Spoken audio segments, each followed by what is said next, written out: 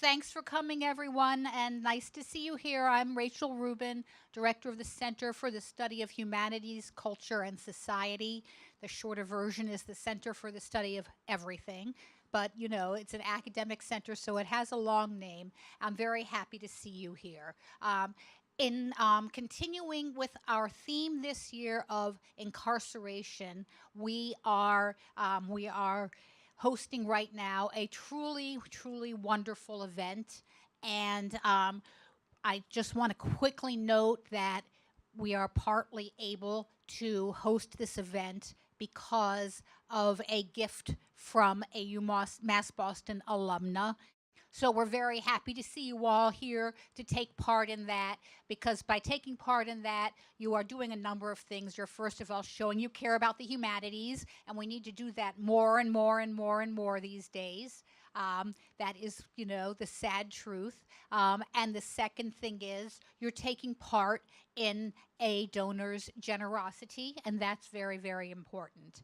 And the third is that the theme of incarceration is obviously not something we sort of randomly picked, but it is something that is completely dogging and defining our current society. So I'm thrilled to have the wonderful, wonderful insights on the subject that we're going to have today. So today's event will take a panel form. We'll have two speakers who will each give a little speech, a little talk, a presentation, and then we'll have a more discussion-oriented section, which will be led by our own English department's Jill McDonough, who herself does wonderful work with women and incarceration. And men too. See that? And what's that? All kinds of incarcerated people.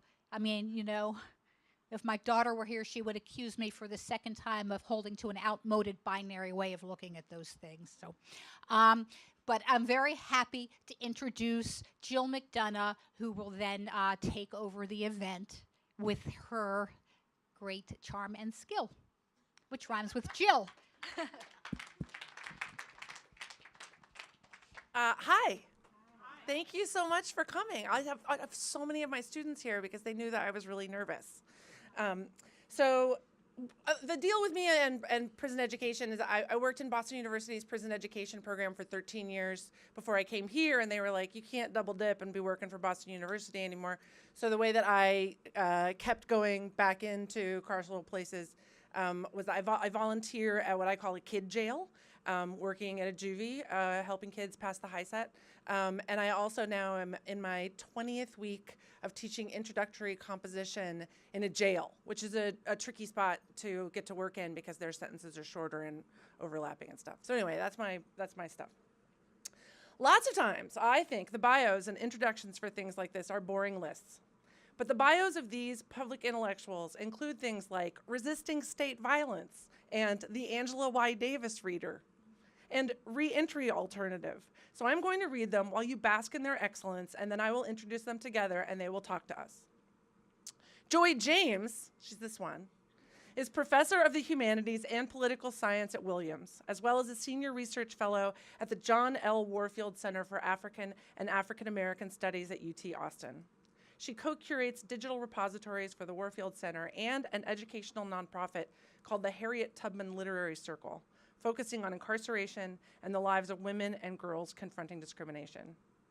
She's the author of Shadowboxing, Representations of Black Feminist Politics, Transcending the Talented Tenth, Black Leaders and American Intellectuals, and Resisting State Violence, Radicalism, Gender, and Race in U.S. Culture. Books she has edited include Warfare in the American Homeland, The New Abolitionists, Neo-Slave Narratives and Contemporary Prison Writings, Imprisoned Intellectuals, States of Confinement, The Black Feminist Reader, The Angela Davis Reader. And James is completing Memory, Shame, and Rage, The Central Park Case, 1989 to 2002, which analyzes the convictions and very delayed exoneration of 5 young men in the infamous Central Park rape case. Michelle Jones, this one, is a first-year doctoral student in the American Studies program at NYU and a research fellow at the Charles Warren Center for Studies in American History at Harvard University. After being granted a bachelor's degree from Ball State, Ms. Jones completed a 4-year seminary ministerial diploma from the University of the South. Her interest in history, women, race, and prisons led her to participate in a scholarly project challenging the narratives of the history of women's prison with a group of incarcerated scholars. Even while incarcerated, she published and presented her research findings to dispel notions about the reach and intellectual capacity of justice-involved women. Ms. Jones' advocacy extends beyond the classroom. While incarcerated, she presented legislative testimony on a reentry alternative she created for long-term incarcerated people that was approved by the Indiana State Interim Committee on the Criminal Code. She is currently on the board of Constructing Our Future, a reentry alternative for women created by incarcerated women in Indiana, which provides women leaving prison with access to rehabilitative programming, carpentry job skills, and the means to earn their own homes. She's also Entrepreneurship Development Director for the Ladies of Hope Ministries and a 2017 Beyond the Bars Fellow. As an artist, Ms. Jones is interested in finding ways to funnel her research pursuits into theater and dance. Her original play, The Duchess of Stringtown, was produced this past September in Indianapolis and New York. Both Ms. Jones and Dr. James, both Michelle and Joy, they said I could call them by their first names. I was pretty stoked, are able to see what's not there. In Dr. James' recent speech, The Captive Maternal and Abolitionism, a tribute to Erica Garner, 1990 to 2017, Dr. James can show us the support Erica Garner should have had around her. Ms. Jones was able to see the women who weren't present on the Indiana State Women's Prison Rules from 1878 to 1897. This vision led to her discovery of the Magdalen Laundries, private religious institutions that locked up women convicted of sex crimes. Finding a new way forward is hard, and that's why it's so important to listen to people so good at seeing what isn't there.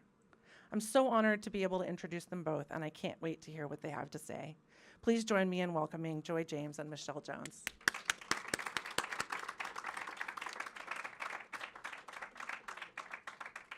Thank you. Right. I might need help starting this, I'm not sure. So thank you. Put the screen on.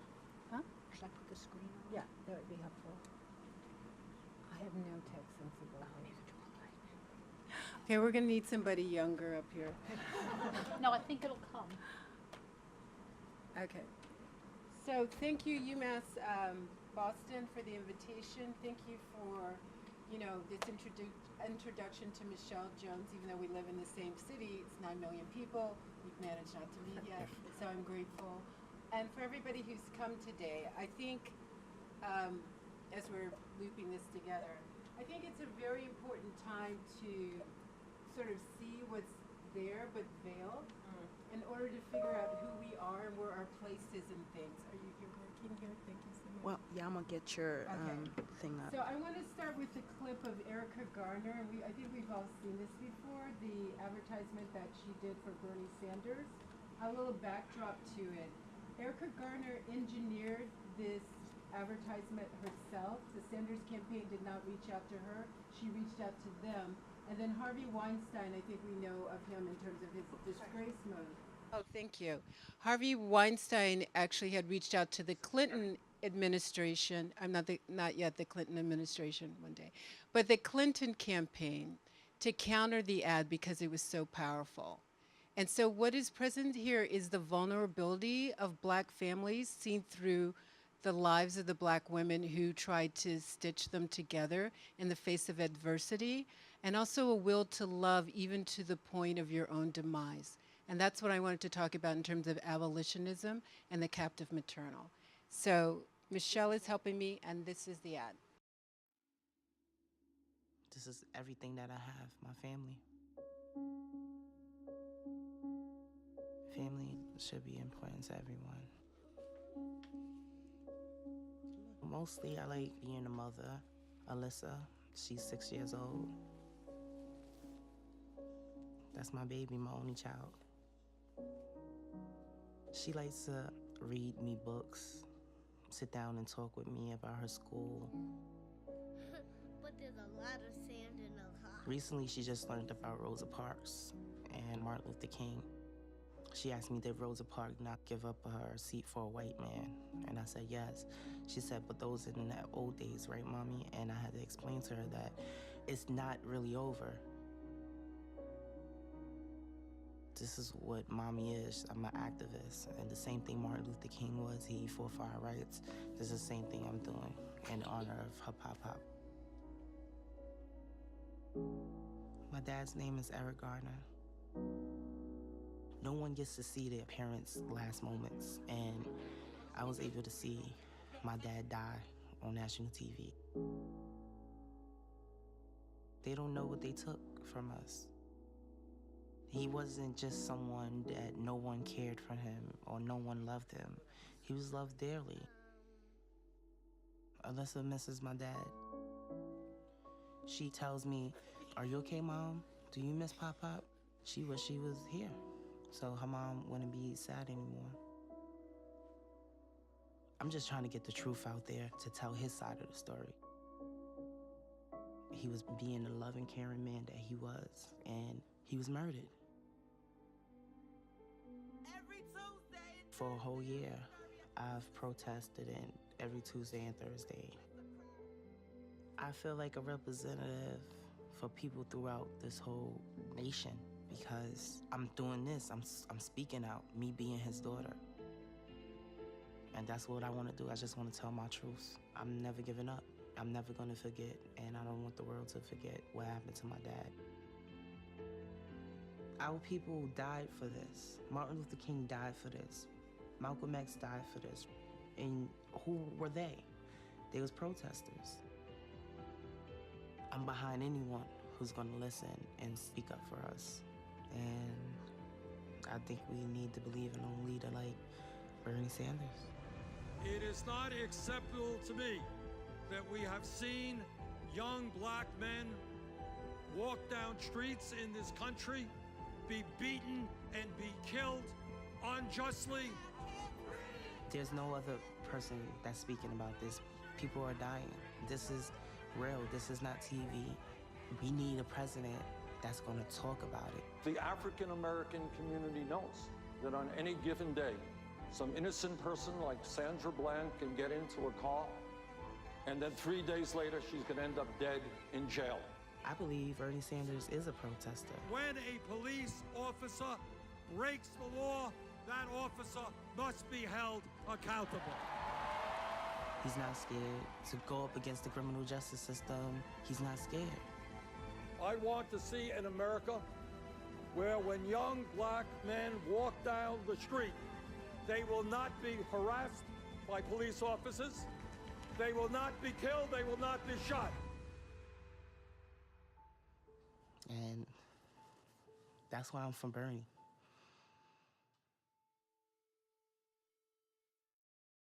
So I wanted to start with that because there's a strong connection, in fact, it's derivative of mass incarceration that is tied to, is this on? Can you hear me? Yeah. That's tied, do you want to do this? Thank you. You're so helpful. All right, thank you, Michelle. All right. So yeah, I know we're talking today about mass incarceration, but there's a connection, of course, to the policing apparatus. So from 1704, the North Carolina colony, when it first engineered its paroles to capture slaves, that became the forerunner and the foundation of policing America. So there's a direct connection to captivity, incarceration of the black body, of the black persona, the black mind, right, the black family, right, that has created the very institution of policing today as we know it. So in the clip that Erica Garner helped to create, she's pushing for a POTUS that we didn't get. And maybe it was part of our imagination all along, right? This kind of liberatory president who could do what Barack Obama could not, what Bernie Sanders claimed that he would do, which, you know, Hillary Clinton was ambivalent about, and which the current POTUS, 45, and his Attorney General Jeff Sessions in the restoration of white nationalism will never do, which is to create a democracy that is not wedded to enslavement, a democracy that's not appended to mass incarceration. I want to talk a little bit now about the possibility, right, about the political future is tied to a political imagination tied itself to the captive maternal. And to think of Erica Garner as this tribute, she passed in December 2017, and this tribute to Erica Garner, to think of her as almost a template to recreate the political moment in order to bring about a political future which would be inhabitable. So I'm going to start with first two quotes in this Abolitionism and the Captive Maternal, a recognition of Erica Garner. The first one is from Reggie Harris and was given in January 2018.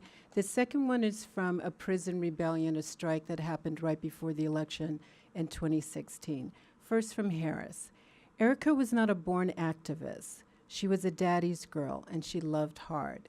She was a mother, a sister, and a loyal friend. Activism was a tactic that she thought was the best way for her to see justice for her father, Eric Garner. In the end, after Erica put her entire life into this fight, not only for herself, but for everyone Black, she got no changes. The stresses of fighting for 3 years became too much for one person to bear. The fact that her death took place mere weeks after she took a year off and a few months after having her child is not lost. Reggie Harris, January 2018. And now the second quote, which is a bit longer. This is a call to end slavery in America. This call goes directly to the slaves themselves. We are not making demands or requests of our captors. We are calling ourselves to action.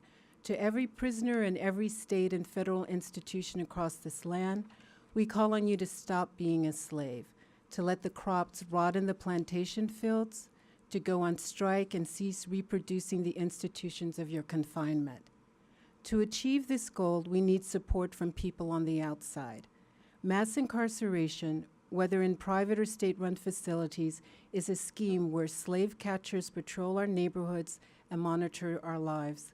It requires mass criminalization. Our tribulations on the inside are a tool used to control our families and communities on the outside. Protests surrounding the deaths of Mike Brown, Tamir Rice, Sandra Bland, and so many others have drawn long overdue attention to these atrocities, but also under the threat of capture, of being thrown into these plantations, shackled and forced to work. September 2016, this is a call to action against slavery in America by incarcerated prison abolitionists. I want to stop and say that my notion of the captive maternal is not gendered, so I must have heard your daughter somewhere whispering. I understand it to be manifest in the male persona, female persona, transgender, non-gender persona. Anyone who cares for community, anyone who gives to justice, constitutes a formation of the captive maternal. So this discussion of abolitionism or abolitionist struggles focuses on agency and loss. It looks for the perspective of the captive maternal who is shushed or covered over in history and contemporary times. And maybe when we have the dialogue, right, because I believe there's a hierarchy among the abolitionists, right? That you can have a celebrity abolitionist, the respectable, did I say that word right? Everybody's like, yeah, we're English majors. The abolitionist who is credible, who like carries that sort of like bourgeois or middle class, PhD bearing persona. That is not the abolitionist that I'm interested in at the moment. That abolitionist fits very well within institution and structure. It fits very well within a political economy of reform. I'm interested in the abolitionist that Erica Garner wore until her death. So it's 3 parts. I don't have enough time for all of it because we're going to have a dialogue. But the first part is called Captive Maternals and Predatory Democracy. The second one looks at Erica Garner herself and puts her in this lineage. And the third one is called Stealing Away, sustained within the theme of the enslaved body, that what one does with one's generative powers, once they've been taken over by the institution, is that one has to steal those powers back from capital, back from bureaucracy, back from the reproduction of different forms of captivity. I'm going to go quickly. Is there a timekeeper here? Anybody want to volunteer? Okay.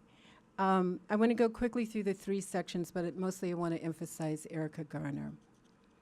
In Women Tied to Chattel Slavery and its Afterlife, one can think back to the wars of democracy that date back to the Commonwealth of Virginia's 1658 attempts to re-enslave Elizabeth Key, one of the first captive maternals to have her battles enter public record. In 1619, the British colony Jamestown, Virginia, marked its impoverished Africans, Europeans, and Native Americans as indentured servants, but it began to seek the mechanism through law and custom to turn a free indentured person of color into a slave. In 1658, Elizabeth Key, a, quote, free woman of color, end quote, not a, quote, Negro/slave/African, close quote, petitioned the Virginia colony to end her captivity. Key argued that her deceased father had been a member of the Virginia House of Burgesses, had her baptized, and provided a guardianship under an indenture before her death. English common law ruled that children inherited the legal status of their fathers, who must acknowledge and financially support them. Key successfully proved that based on English ancestry, Christian status, and record of indenture, she was free. And it's sort of ironic today, right, in the 21st century, that based on your tie to Europe, you know, the POTUS wants people from Norway, not from those S-hole countries. Based on your Christian status, don't be a Muslim, right? And based on your indenture, right, be a property-owning, gainfully employed, that this is what constitutes citizenship in the mind from 1658 to the present. Her adjacency to whiteness, Christianity, property ownership, as I mentioned, shapes, if not determines, relationships to captivity. A century later, all of these registers, though, failed for Sally Hemings. Here's a quote from Titus Kaphar. I've never once ever heard anyone called a benevolent rapist. This was spoken on the Krista Tippett morning show in 2017. So from Keyes to now Hemings as a prototype of the captive maternal under democracy. Artists create narratives around Hemings which are indispensable to abolitionism if emotional intelligence is the only edge we have. Beneath the Myth of Benevolence, a painting by Titus Kaphar depicts the partial image of an anonymous dark-skinned enslaved African woman painted underneath the famous portrait of Thomas Jefferson. The canvas peels back part of Jefferson's image to reveal bare dark brown legs, breasts, torso, set features, and head wrap of a young African woman seated at a table. In an On Being radio interview shared with historian Annette Gordon-Reed, author of The Hemings of Monticello, Kaphar states that he painted Beneath the Myth of Benevolence after a conversation about Thomas Jefferson with a high school teacher, when the artist referred to Jefferson as, quote, complex, because he was brilliant and also enslaved humans. The AP history teacher qualified Jefferson's violence by stating he was a, quote, benevolent slave owner, end quote. Coupling racial slavery with sexual assault, Kaphar stated his surprise with a query of clarification for his teacher, a benevolent rapist? The prolonged silence that followed the teacher's refusal to speak prompted Kaphar to leave for his studio and paint Beneath the Myth of Benevolence. The unveiling of Jefferson, laying atop a black girl, woman captive, by a young black queer, a male maternal who grew up in poverty, trying to save a younger brother from the streets and police, presents a window into the meaning of Sally in the 21st century for those who refuse to sanitize anti-black violence and trace it instead to the transgressions of presidents. Of course, you know, I'm thinking of POTUS 45. Presidential powers are racial and patriarchal. Their sovereign supremacy bends towards accumulation with people and nature positioned as property. Law and custom limited the possession that Jefferson wielded over his first and only wife, Martha, who did not live long enough to perform the FLOTUS duties inherited by her younger enslaved half-sister, Sally. One can trace Hemings's vulnerability to sexual predation and find a path that rethinks the trajectory of democracy and the Revolutionary War, also accurately labeled the War of Liberation for white property-owning, human-owning males. In 1772, a British magistrate granted James Somerset, an enslaved black man from the Caribbean, his freedom and condemned chattel slavery. Historian Gerald Horne argues that the nation's founders feared both Britain abolishing slavery as well as the rebellions in Haiti to overthrow France. The 2016 prison rebellions that I quoted from earlier, from September 9, 2016 call, demanded a mass strike. Those imprisoned activists as also captive maternals, understood the template of the democracy within which they worked. The 3/5 clause of the U.S. Constitution, and I've mentioned this before, so I'll go quickly, constitutes a representative democracy that favored slaveholders. So disproportionately, the U.S. presidents tended to lean towards the southern states.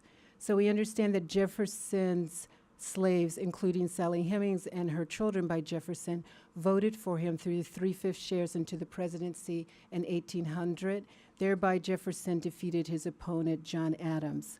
We can also add that the convict prison lease system, Jim Crow, voter suppression, racially biased sentencing, prison labor exploitation, felon disenfranchisement, and the relocation of city prisoners to rural areas for census counts that determines resources and representations or representatives would also shape the trajectory of democracy. We don't know if and how Hemings protested and resisted predatory presidential power making. We do know that she disappeared until her black family with DNA in hand brought her back. We also know that in the 1940s, Monticello trustees, perhaps with some subconscious shame and denial, turned Hemings' sitting room into a whites-only bathroom. I know, it's kind of weird, funny, right? In 2017, as if in some revenge mode, though, against the 2016, this is my fantasy. This happened because of a revenge against the 2016 presidential election. Monticello began a multi-million-dollar renovation and restoration project to transform that bathroom into a museum shrine for Hemings. Alive and enslaved, Hemings was anonymous. How she fought and who she fought for some modicum of freedom for herself and her children would be disappeared. Dead and revered, Hemings becomes a sanctuary and a historical celebrity, an icon whose survival and memory becomes her definitive resistance. One wonders if such icon making, in which one is proud of black female lineage in a racist democracy, also awaits Erica Garner. And then this section on Erica Garner, and then I'll move to close. Erica Garner, Daddy's Girl and Mommy. This is a quote from Erica Garner.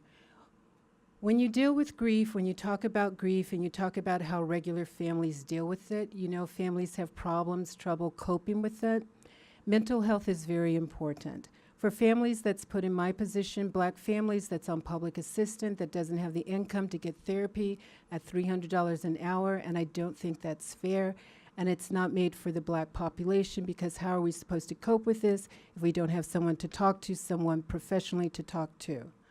I'm constantly reading articles and doing research on my dad's case, but I'm not taking care of me. It's Erica Garner on Democracy Now! Before she died, obviously. Weeks before Michael Brown was killed in Ferguson, Missouri in July 2014, Eric Garner died by suffocation through chest compression and an illegal or unauthorized chokehold applied by Staten Island's NYPD officer, Daniel Pantaleo. Garner is recorded on video saying, pleading, begging, "I can't breathe," 11 times before he dies. His friend Ramsey Orta, who took the cell phone footage, is harassed by police and arrested and incarcerated on Rikers Island for an alleged illegal weapons possession charge. On December 23, 2017, Erica Garner entered a medically induced coma after suffering an asthma attack in which she could not breathe. That in turn triggered a heart attack. Her first heart attack occurred during or after the birth of her son Eric in early 2017.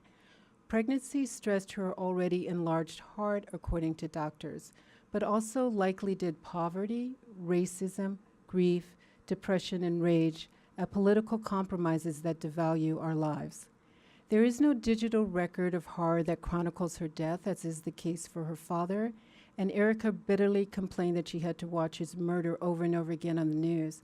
And jumping forward, I want to add, so did her daughter, who was 7 at the time, because Erica had a story in which her daughter would be watching cartoons. And there's a way in which one single black death becomes representative of all black people dying, because blacks lack individuality in a nation that's shaped with the animus of white supremacy. So it could be news about any other assault or event or demise in police custody, but they would replay the loop of Eric Garner's death. So her daughter would be watching cartoons, and the clip would just suddenly appear when they're talking about somebody in San Francisco. And the 7-year-old becomes the captive maternal, nurturing the mother because she developed a reflex action. She would turn her back to the TV screen. She would look her mother in the eye. She would tell her it was okay. She would hear the audio when the news clip was over and the cartoon began, and then she reverted back to the TV to be a child again. So what is, it's not fascinating like you're a specimen, but what is fascinating is the sheer love that stitches fragility together, but also the burden that is borne by all ages, from the grandmothers, to the child, right? And the adults in between, to allow the captive maternal to provide some sort of succor and some sort of hope. I want to move then to the close. For me as a political theorist, and I understand there's a lot of good work, and I know that Michelle is doing some incredible work, and also Rachel and people here. But as a political theorist, right, who's also an activist in her own way, I'm trying to find the words here. It's absolutely imperative that we think beyond the immediate moment, that we have a vision that could take on captivity in terms of the span and the depth, because the people who are engineering it think beyond the immediate moment, and they have conceptual visions that go far into the future, and farther perhaps than ours. This is the last part, stealing back the captive maternal. I want to go back to the incarcerated who, after their strike, virtually disappeared. They were put in lockdown and made incommunicado. Here's their quote. Our protest against prison slavery is a protest against the school-to-prison pipeline, a protest against police terror, a protest against post-release controls. When we abolish slavery, they'll lose much of their incentive to lock up our children. They'll stop building traps to pull back those who they've released.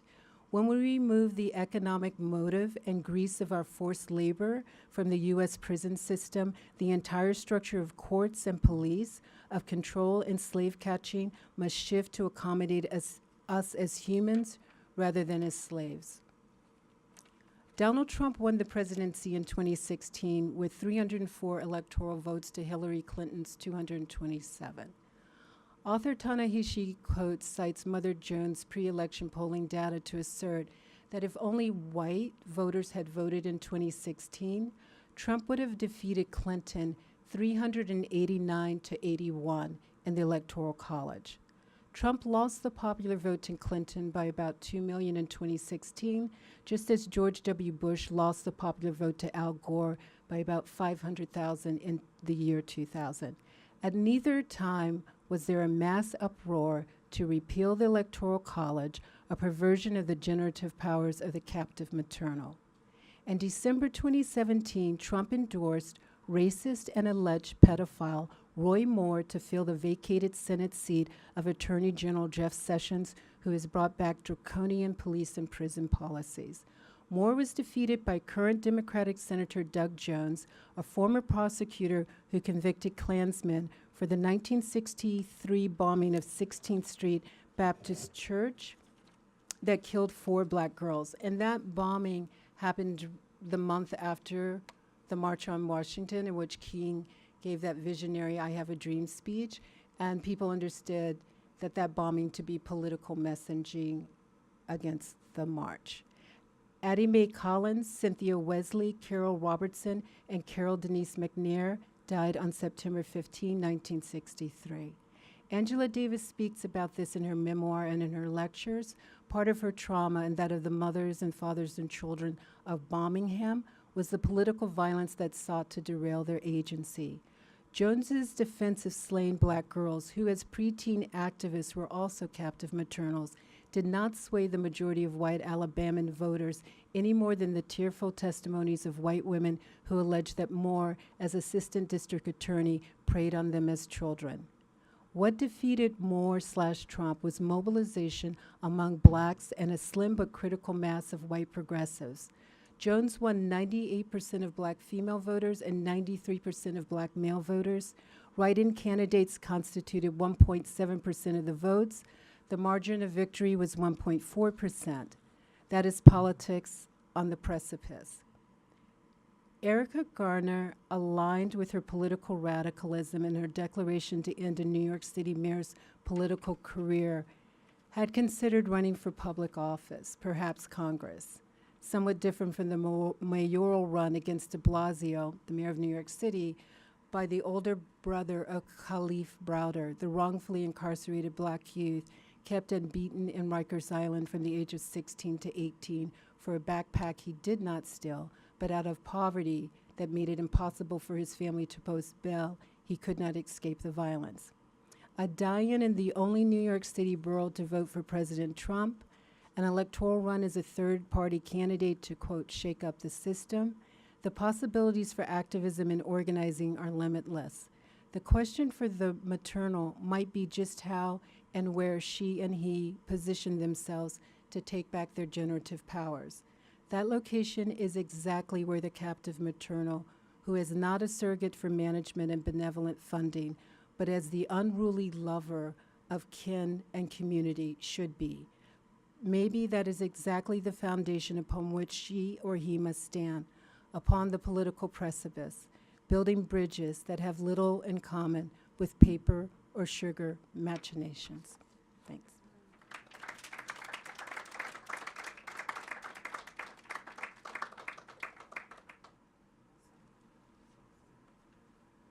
So glad I'm here.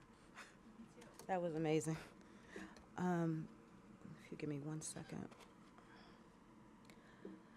So I'd like to talk with you guys today a little bit about my current research on collateral consequences. I think we can ask questions about history later, but I need to ride with what she has presented. I can't jump back. My spirit won't let me. So I need to speak from the space that we're in at the moment. And if you'll give me just 1 second, I will do that. I want to talk to you guys a little bit about my current work that I'm working with. I'm doing a research project of the collateral consequences of one state. I'm taking one state and examining them thoroughly. As you know, the American Bar Association in 2015 produced a website in which they discovered through their, that took 5 years to compile 48,000 laws on the books that unfairly block or hinder access to resources for formerly incarcerated people. These laws cover everything from access to housing, access to employment, access to medical care, access to child care, and everything that has to do with children, access to jobs and employment that actually can allow people to enter a higher economic earning wage bracket. And so I was concerned about this, right, because I didn't realize that when I walked out of prison, I would be facing hundreds of thousands of laws that would block my access to opportunity. In Indiana, there are nearly 800. And so what I've been spending the semester doing is breaking those down. And some of the early findings are quite astounding. Overwhelmingly, they are about access to career opportunities. They're locking people out of opportunities to become, from as small as a bonded custodial cleaner in an entrepreneurial business working for themselves, to as high as public office. You can't be a massage therapist in the state of Indiana. You can't kill chickens. You can't kill animals. You can't run and shoot off fireworks as a business. A lot of people don't think about that, right? Most people have heard that, oh, you lose your right to vote. You can't run for public office. You can't earn certain licenses. You are hindered from certain pathways to employment, but they're not specific about what pathways to employment. And so this research that I've been doing has been uncovering hundreds of jobs that people who are formerly incarcerated are no longer applicable to apply for. You cannot earn your way into it because conviction of a crime imprints a taint that is permanent. We think that once someone has finished their time, their debt to society is paid, they're done. But in reality, with 800 laws coming out of one state, 1,400 in the state of California, there is no end to your incarceration. You are tagged in perpetuity. You are tagged as other. In fact, in Indiana, there's one particular law that prohibits people from living in the home of someone who isn't formally incarcerated and their children. So say your mom gets out of prison and she wants a place to stay. She's on parole or probation. You can't give your own mother a cot or a room to sleep in your home without violating her probation or her parole and sending her back to prison. That's real. And so because they are so pervasive and because they last really long, we need to start thinking about the afterlife of the post-incarcerated. It's one thing to say that you're out and you should be able to get a job, you should be able to get a house, a home, you should be able to take care of yourself because you have done your time. It is absolutely the opposite. So how do we get past that? We can't until we recognize that there are legal collateral consequences, hundreds in many states, that bar access to opportunity. But what we don't talk about even more are the social collateral consequences. And what are those? Those are the ones that are built out of everyday quotidian experiences and interactions with one another. As a formerly incarcerated person, if I choose to serve on a PTA or want to participate on my cousin's son's soccer team as a snack mom, my status as a formerly incarcerated person would prohibit that. I actually found cases where men could not serve and be on their son's basketball team or soccer team because their taint of criminality follows them. So that affects relationships between a formerly incarcerated person and their children, and that their children to their school, and that adult to that school, and that larger community. A lot of people are not thinking about that. Social collateral consequences then are are the umbrella by which the legal ones fall under. And so it's great that the American Bar Association has, my phone is ringing. It's great that the American Bar Association has discovered this, but we really need to start talking about the afterlife of the formerly incarcerated person and the meat that's in it, and the barriers that are in it. So academics, in their hallowed, pristine clinical halls of education, study and they research about prisons, about people in prisons, and they often publish and write and present about the carceral state, their statistical data. But it's easy to forget that statistics and their numbers and the work and the writing that they're doing is about the lives of real people. One way to stay grounded in this work, for those of you who are interested in working in the carceral state or dealing with issues in the carceral state or going into criminology, sociology, American studies, where these are issues that you are going to come up against, the afterlife of the formerly incarcerated people. One way to stay grounded in this work is to give your time and your energy to working directly with affected people and their families in the carceral state. You have to keep flesh and bones on this work. And as you've heard by Professor James, Erica didn't take care of her body in this work, and she died as a result. As a captive maternal that I am, I think that we need to really consider the work, what it takes to do the work, and to recognize we can't do it alone. And so for those of you who want to be involved in this, care about what's happening to people. You need to be involved on the ground. You can't collect data and go to your hollowed classroom and sit in your hollowed office and write and publish about people's experiences if you're not working with them. So I'll give you a story. So I was at a recent event where a representative from the Mellon Foundation was patting himself on the back because he funded an education program.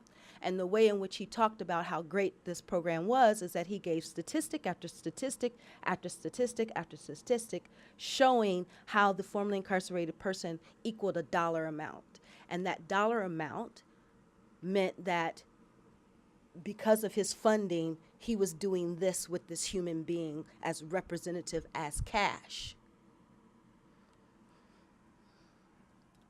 But in reality, the moment was captured by a young man who came up afterward, who actually participated in the higher education prison in Walk Hill. And he stood up there, and the first thing he did was call every man from the back of the room, because that's where they were standing, to come up and stand with him. And these brothers stood together on the stage and told the world what that higher education program really meant.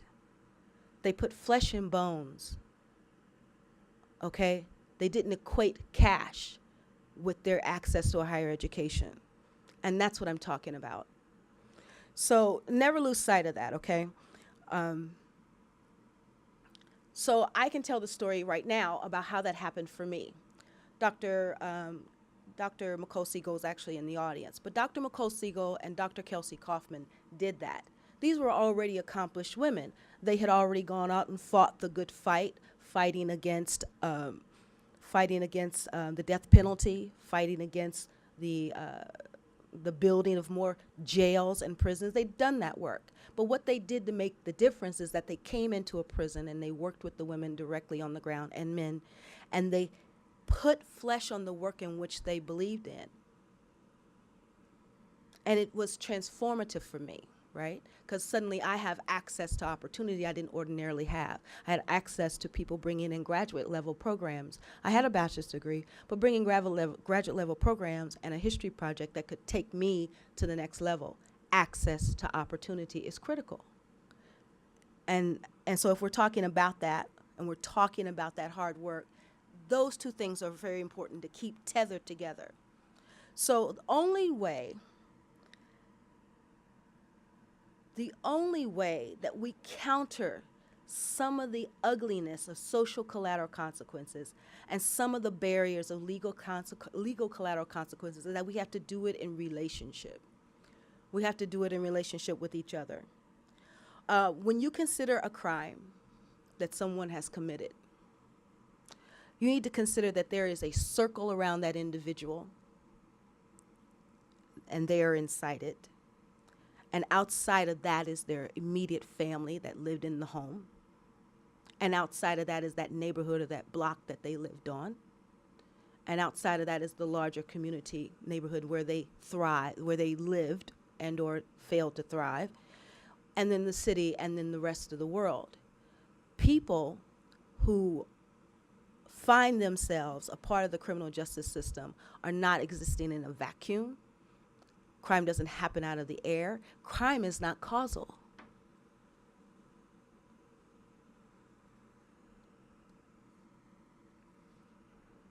So you need to consider that there's a circle, and there are structural situations, structural formations of racism, classism, sexism and capitalist structures that actually work in addition to that individual showing up in the world, however they're showing up in the world.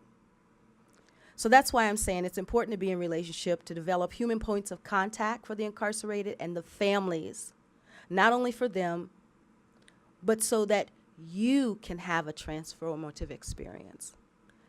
And so real human connections can be made. So we all need to think about coming out of our offices, coming out of our seminars, coming out of these workshops for whatever you're interested in, mental health, disabilities, formerly incarcerated people, whatever your thing is. Come out of those things with more than just a piece of paper that you slide into a folder and you say, I was there, or a flyer, or someone's business card you'll never read again, right? This is about being active in the fields in which you say you care about. So when we need to counter the notion that those persons who end up incarcerated, formerly incarcerated, living in the carceral state, need to stay broken in order for the system, this neoliberal system, to run. We need to counter that with every fabric of our being. So when those are on the fringes of society, do better, and that's all of the people on the fringes. That's the mentally ill, that's the physically ill, that's the incarcerated, that's the people who are disadvantaged by poverty, disadvantaged by being a part of a cyclical cycle in the family. When all these people do better and have access to real opportunity and resources, we all do better, but it's not going to change unless we deal with relationships. That is how things changed in my experience, because I'll be honest with you, I didn't expect those people who came into the facility to be about anything. We had had plenty of people over the years who said they were going to come and do the good work and help the people incarcerated, and they only came for a bit, and then they went and published an article in Indianapolis Monthly, or they got their little moment of fame on television saying, I was a teacher in a prison, something to put on a CV. The costs are high when we think about what happened to Erica. And the only way you augment the work that is required of all of us is that we do it in concert. We do it together, because what Erica was trying to accomplish and what she did accomplish, she could still be here if she didn't bear the burden completely, totally on her own back to the point where she broke herself in the process. That's what I feel like I need to say. Obviously, I came here to do a whole different presentation. I've just closed it. And we can talk about my other research in question and answer. But what changes that is what changes these systems that seem permanent, that, see, because I don't confess, or I'm not going to speak into my mouth that the systems that exist are forever. I'm not going to claim that. I think we need, my orientation is that through working in concert, bringing the best of all of us, we can dismantle it. We had to come up with a phrase in Beyond the Bars that meant social change. And I couldn't, so I ended up throwing words together. I wanted transformative, I wanted liberation, I wanted equity, I wanted all these different words in it. And I wanted to dismantle, and I wanted all these different words. So I came up with a word that actually isn't a word, and I threw some words together, and I call it transdismantalism. And what it means is like more than equality. We're talking about transformation, more than just fixing and reforming and tweaking the same systems that are not dealing at all with the structural formations that make those things run. We dismantle. So I don't know why I felt like I needed to say that either, but there you go. And so we can move over to the question and answer session, and actually eventually I'll probably get to the other research project that we're working on, but I think I needed to respond to that, and for us to think about all of us who are dealing with the carceral state, because the carceral state is infused with racist agendas that do what they did to the Garners. And we have to be pragmatic about how do we help that. We can't sit around and just talk about it or publish about it or write about it. We have to be working on the ground. So.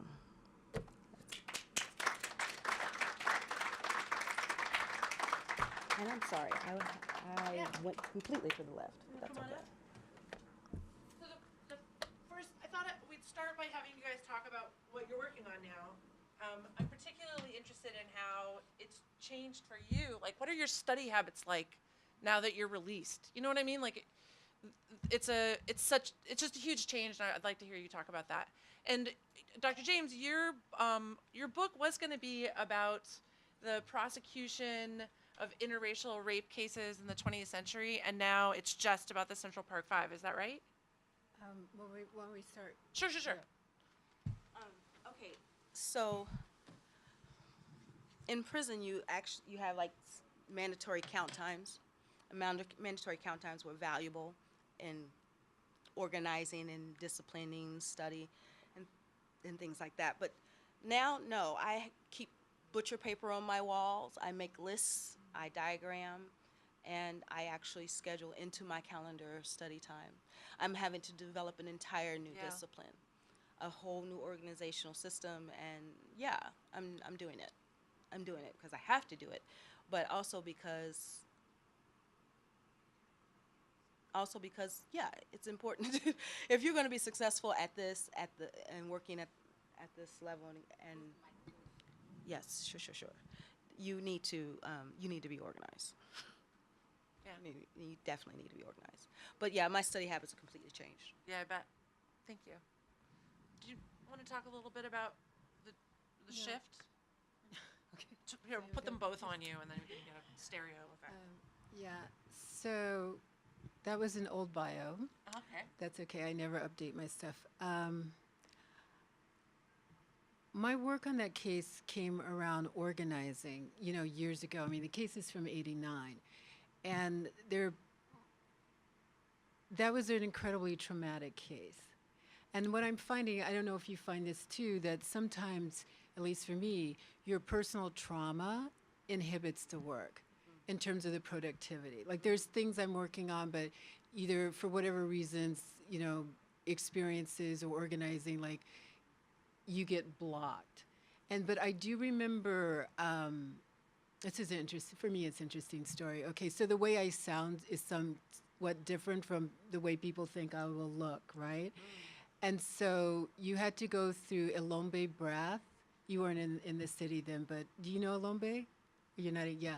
You had to go through, Elombe, he died a couple years ago, formidable, he and his wife Nomza, formidable activist radicals. You were talking earlier about Stanley's film on the Black Panther Party, and that's the West Coast. Yeah. So the West Coast I know nothing about, but the East Coast, the New Yorkers, who were underrepresented in terms of the iconography, but also the narrative of what it meant to be a rebel, they were fierce. So Alombe was a Pan-Africanist. He was an internationalist.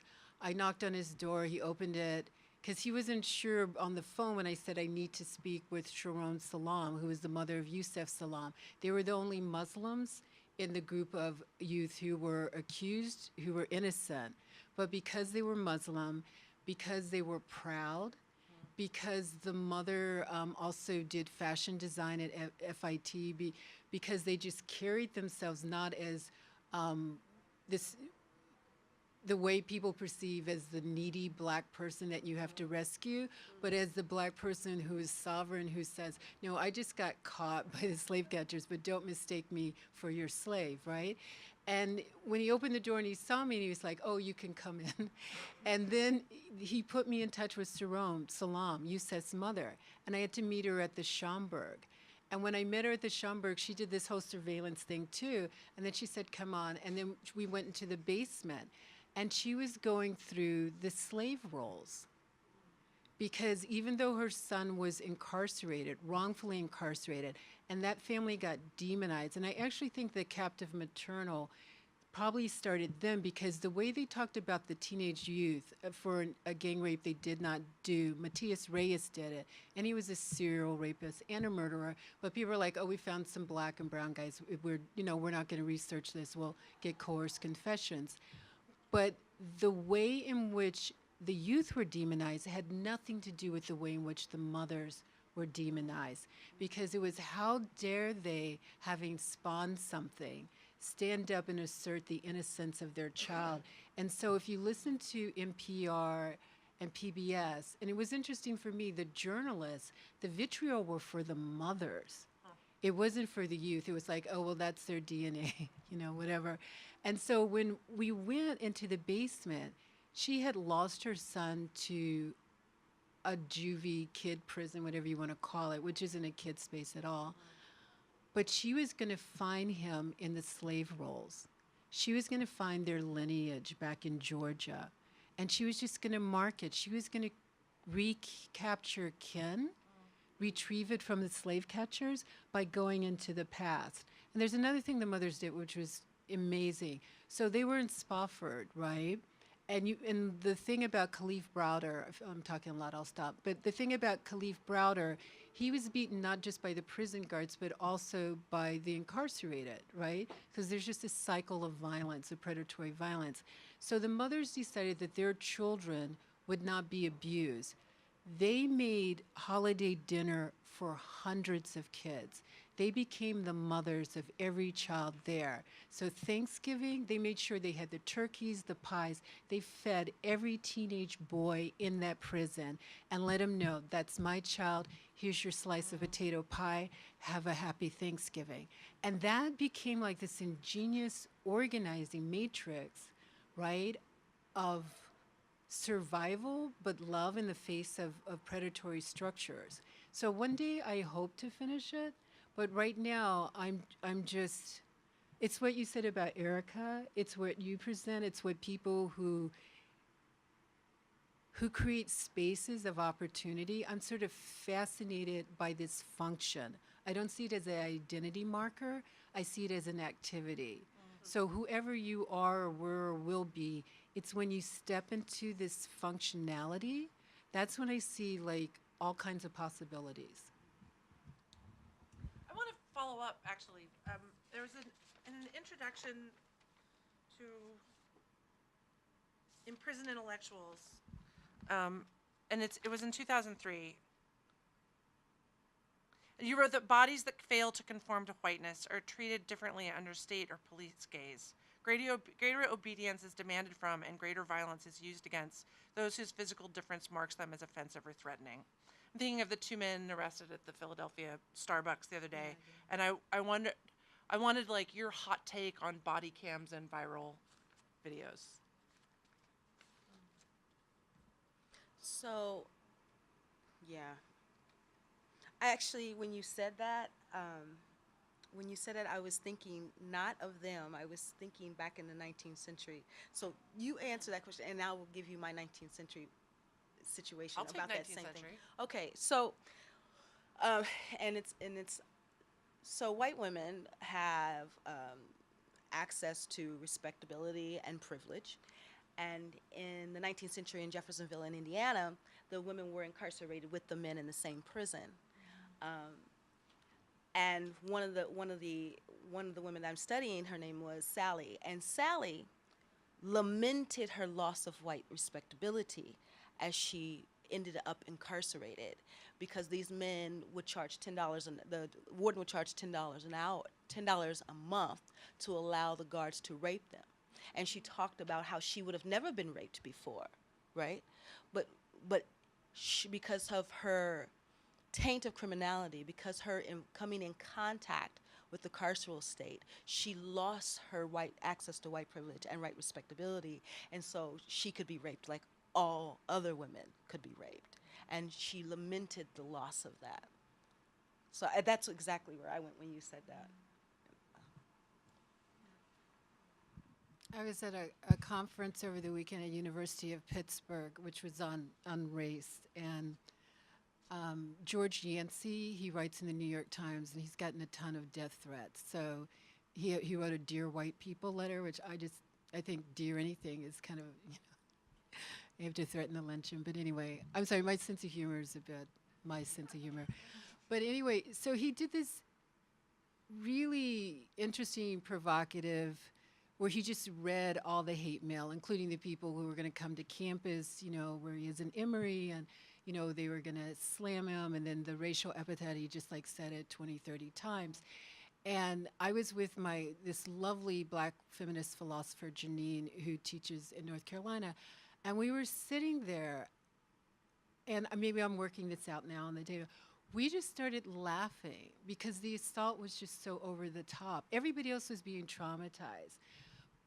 But there's also like an aspect of us that's really ruthless, like, don't even think about it. So it was like this split where George is a liberal and he's being assaulted. And we know from the Panthers, we know people who are still doing time, not as liberals, but as radicals and revolutionaries, that the alt-right would never think of going against, right? So there seems to be even like this splintered identity of what is this vulnerable blackness and what is the blackness that maybe you should fear because it might retaliate. And so Janine and I were sitting there and, you know, probably laughing inappropriately for everybody else because nobody else was laughing. But then a man came in a wheelchair, and George was like, oh, that's, I'm not going to say his name, that's so-and-so, everybody knows him. And I was like, I'm not from Pittsburgh, I don't. And we asked later, who was he? And he was in a wheelchair because the police had shot him 5 times. And he had reached this moment when George was, you know, talking about all this hate mail, you know, through, you know, writing in the New York Times. And he turned to him and he said, well, what do you think? And he said, this is a war and you have to be a soldier. And again, the 2 black women who just had laughed inappropriately because I think it was out of rage and fury, we were the only people in the auditorium who clapped. So I think part of this moment, the way I was thinking about it out loud in Pittsburgh, is to avoid what I call the Stephon Clark option, where his grandmother says on live TV, why couldn't they have just shot him in the arm? Why couldn't they have just shot him in the leg? Why couldn't they have sicked the dogs on him? And I was like, we're in the antebellum era, because that's what you did for runaway slaves. So if your choice is to be maimed or to be murdered by employees of the state, which incidentally you're paying for their health benefits and their salaries, but you know, as the president said, you know, after Baltimore, he can't federalize the police, so even Barack couldn't control them, then there's got to be a third option. Right. Not sure what it would be, and I think it's this refusal to allow that schematic that you've depicted. And so I think the humor is a way of resistance. I think to applaud for like the unspeakable, that this is a war theater, and find like I just volunteer, whatever that means in this moment, that I think those disruptions are going to push back against this narrative of sheer victimization, because in absence of that, you know, I'm not playing ball in that theater. I mean, if my choices are the Stephon Clark, you know, choices, murder or being maimed. Michelle, do you want to just talk about what you were going to talk about, and then we can open it up to everybody? No, well, I'm thinking about, I'm listening to Professor James, and so there's maiming or there's murder. In the reformatory that I researched, you know, the women responded to the option of being waterboarded and stripped naked and hosed down and being put in closets and bread and water diets with fire, and they burnt the prison 3 times. Their resistance, they found another form of resistance, and it was a big deal. And you think about how 19th century buildings were made then. Every room has a fireplace, fires everywhere. You know, the old stoves where you put the charcoal pieces in. So people are used to living around fires. There's candlelight, there's not electricity. So the choice in any moment to resort to violence with fire is always present, right? And so what I'm thinking about is the tipping point between. There's a tipping point. And for some of the women in the reformatory, being beaten by someone who had created, by a woman who had created a facility in which to provide them with what they considered a home. They actually called it the home. A safe, what they deemed a safe place where they were indoctrinated with Christianity. They were taught to sew. They were trained to be domestic laborers. They were designed to, they were asked to be educated so that they could go into domestic labor or marriage. One of the two was their options. But them not having a voice in how that happens to them. And that's one of the things that breeds resistance in prisons, right? Because you are denied your voice. You're denied the opportunity to participate in your own rehabilitation. That's why I hate the word reform, because what that is that's just tweaking the same 19th century constructions of prisons. From the very beginning, they were places of violence in which I'm going to fit this human being into this particular mold in order to deem her worthy to have access to anything. And only will she be deemed access to labor as a domestic. I'm not going to train them to be like me. They're not going to be teachers like me. They're not going to be correctional folks like me. They're not going to go out here and be educated to be more than just a domestic laborer or someone who is under another human being in marriage. I think that resistance is a part of the foundation of the carceral system and the carceral state, and as well as this choice that you're, will I just accept it? Will I go for being maimed or murdered? How far will I rebel? I mean, it's very much a part of the fabric, of the carceral state, and we're contending with it all the time. I mean, we are mediating and juggling between that all the time. Because, like I said, the candle's here. I can choose to jump that off at any time. So, I don't know. Yeah. But you asked me a real question. What did you ask me? I was just interested in what you wanted to talk about that then you didn't talk about. Yeah. So we are writing a book about the history of the Indiana women's prisons, the history of the criminalization of sexuality of incarcerated women and girls, and the book will also include a conversation about Magdalene Laundries. Our argument is that they are the first state prisons for women in the country, because even though they were ran by Catholic nuns, and they were private prisons, we argue that they were, in the sense that you could be sent from a county court to a Magdalene Laundry, not just been sent there from a priest or from a father or from a family member because you are orphaned. People who were convicted from courts were being sent there. So we consider those prisons in every sense of the word, in particular because those places were places of violence to the umpteenth degree. They were trying to subjugate women into, again, molds without their voice being involved in. We have this thing, and you must fit it. And if you do not fit it, we will respond to you with violence. Magdalene Laundries had solidarity sisters, which were like trustees, who had the ability to discipline you just like the mothers and the nuns and the sisters, right? So They're called solidarity sisters? Solidarity sisters, because they had an agreement amongst themselves. They knew that because they were in sin and had sin, they could never become real nuns. So they worked really hard to become Magdalenes. And the Solidarity Sisters was a step to the Magdalene status, which was never a full nun, never chaste, never, because you had violated in sin, so you could never be. So that research is being written currently right now, and I'm really excited about it because it's after several years of just hard work. Most of the women are still incarcerated that are writing. I am, and another lady are out. One is in Indiana, and I'm here. And we are providing our chapters to a central location, and we'll do the editing and all of that. But we're writing a story about Indiana criminalization of sexuality of women and how it was foundational. Indiana is the first state public prison for women in the United States. And from the very beginning, they could not constitute prison without constituting violence as a partner with that. So for anybody who thinks that someone can go to prison and they're okay, they are in a system of violence off the bat.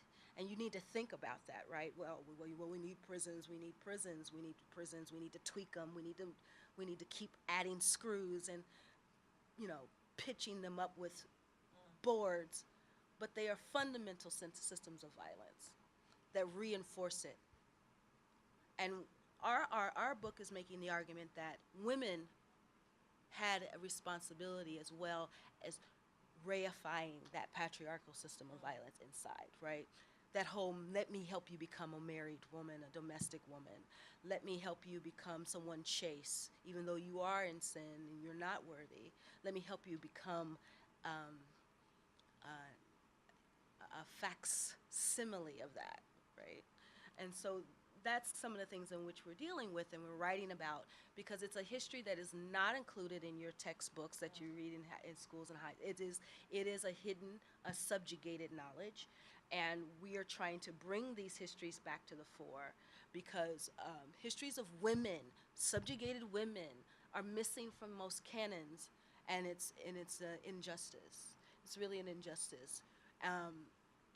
And so, because if you can imagine what happened to those women, and majority of them in Indiana anyway, were white. You see some pictures, and they're white women, and there might be one lone African American in the back. But the majority white women, if you imagine what's happening to them, what is happening to black women and black girls and black boys in these systems? What's happening to them? If they're being waterboarded for the loss of white respectability and white privilege, and they're being hosed down in brick wall rooms and left there naked, what's happening to black people? In Indiana, where the 1816 Constitution said we don't want you at all, and the 1850 Constitution said, well, if you're gonna be here, you need to be sponsored, and someone must pay $500 for you to be here. So that's some of the things that I'm writing about, and it's very interesting, the history of Indiana, because this hidden history of Indiana, because the premier historian of Indiana does not do race, and he does not do women, and he does not talk about the Magdalene laundries, or he doesn't mention the Indiana Women's Prison at all. The premier historian in Not for Indiana. long. Well, so, yeah. Questions? A great question. He's like, you guys talked about a lot of stuff. How do I find all that information? And the books are for sale up there. Is that what you're saying, Rachel? Okay. Joy James's books. I have not completed the book yet, but I will give you the link of some of the published stuff, and you can share it. I've published some stuff about the History Project and some history of Magdalene laundries.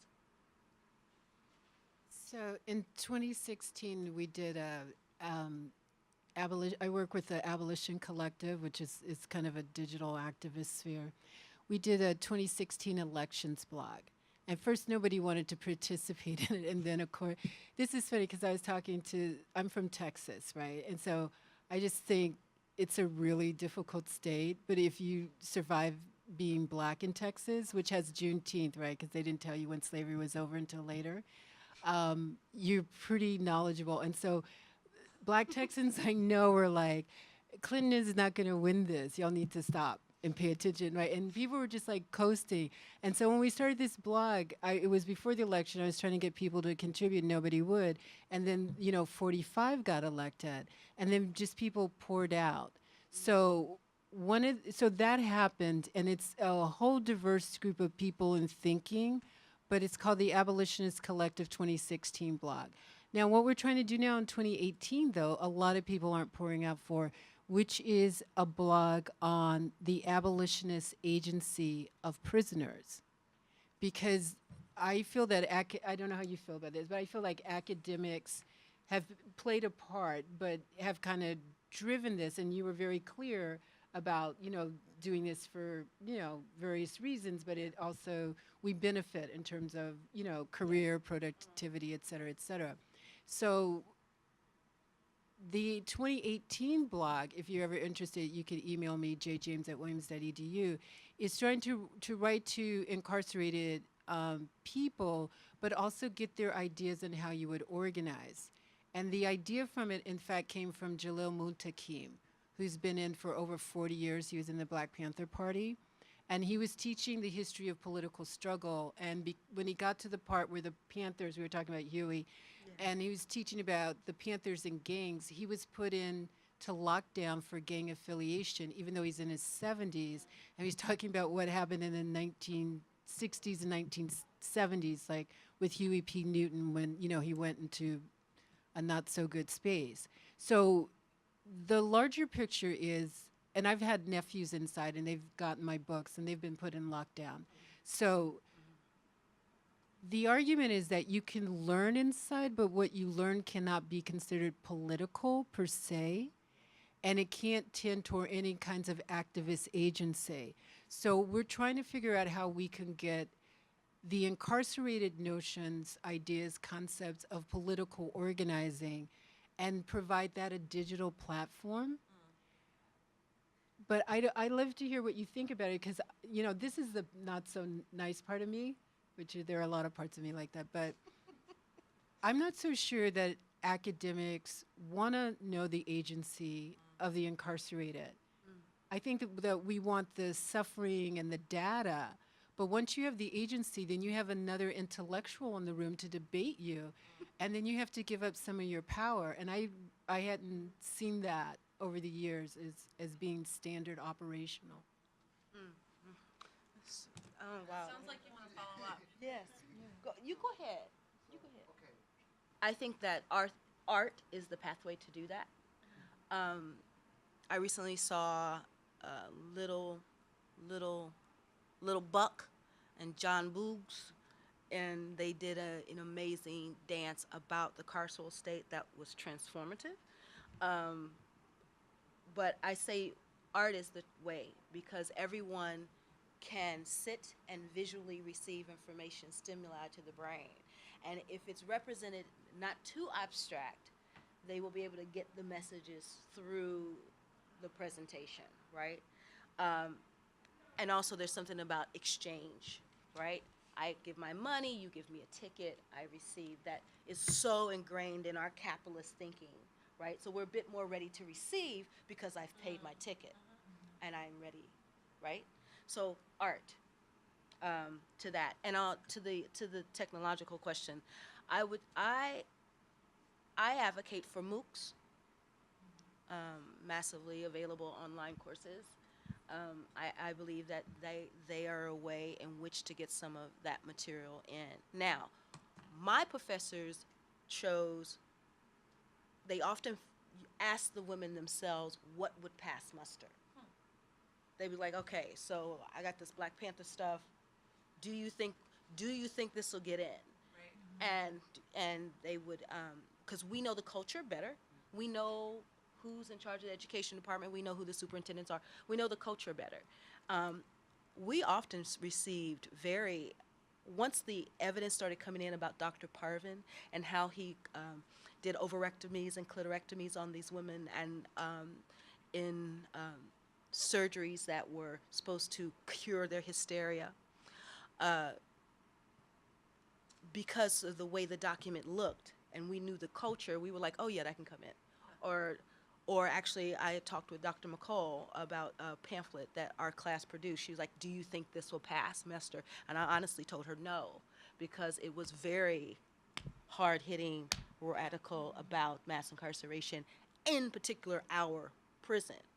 So one of the other surreptitious ways to get in these conversations about the carceral state and criminality and sex and race and these things is to do it historically. The reason why I'm sitting in grad school today is because we were writing about the 19th century. And we were making these arguments about the 19th century. When you know that there's a thread that runs through time connecting them to the current modern day prison experience today. We knew that. The folks sitting in the administration building did not. They were like, yes, they're doing something on the 18th century and we'll approve it. And it went through. And we were able to then have conversations with our faculty and amongst ourselves, meta discussions that brought all that out in the classroom. But we were looking at, some of the things that some of the research I've been looking at was like from, the 1830s, 1840s, right. 1658. Yeah, postbellum, exactly. But we were able to get those conversations out about race and the carceral state and criminalization of women and sexuality and why you feel you must incarcerate women in order to help them, and why that was a part of the original reform idea. We're going to create a reformatory because we have to incarcerate people to make them better. And those original nascent ideas, they're back there. So when we're looking at our current prison system, we can look at them with those eyes, that they were actually trying to make something that was already, from the foundation of it, tainted, right? Because the ideology that a certain class of people, race of people, demographic had to be inside a system, controlled, cordoned off to be helped, is fundamental to understanding anything that's going on today. So I mean, you've asked a really important question, and I can't do justice to it. There's just a couple of things I want to add. So there's an online from Carceral Notebooks. It's called The Womb of Western Theory, which is like this 30 long pages riffing on the captive maternal. But I also wanted to point to, there's a book called On Tyranny that just came out by a Yale prof. I can't remember his name right offhand, because we're contextualize this in larger, concentric circles, right? So there's the prison, there's abolitionists, there's democracy, and then there's just authoritarianism writ large. And it's not just the U.S., right? Like China doesn't have term limits. Turkey's gone dictatorship. The Nazis are back, in Germany and France and Norway. So there's a resurgence, right? That democracy is faltering across the globe. And so we have our own struggles that we're dealing with racism and incarceration, but it's within the context of this larger problem that even though democracy didn't, was born in slavery per se, it's going to be better than authoritarianism. But I don't think our planning and our platforms radiate that broadly. So one concrete thing I would say is create free territory in the academy. Like wherever you are, this is what I meant about stealing back your generative powers, right? You can do your day job working for the institution, but it doesn't have to take hold of your imagination and your desires. And the way in which you could create alternative platforms inside the academy to bring in other forms of agency, like the people who are in refugee camps, the people who are in incarceration, the people who are on death row, just so that the way we think about struggle and the way we know how to struggle is amplified with more voices. Right now, I think we're in a sound chamber that's a loop, that the most professionalized voices have the microphone.